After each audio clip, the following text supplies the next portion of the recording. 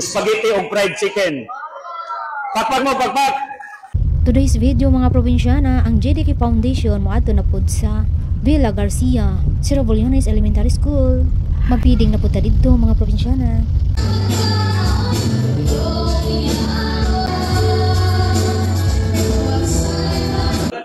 Tari, mao ni magtiayon nga manghatag yung kwarta, pakpak!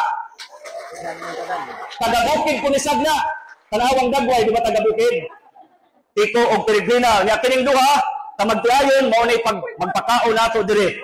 Unya, sila idita og mundo, karing duha, mga bata, ayaw mong saba, wa rabanis na anak.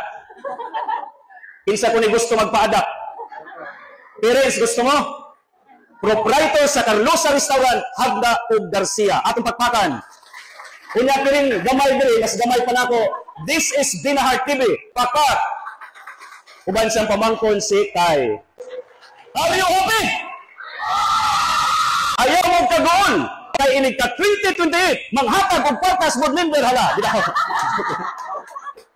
Maura na politiko nga wa gini manghatag bisan piso panos eleksyon tinod? Tinod.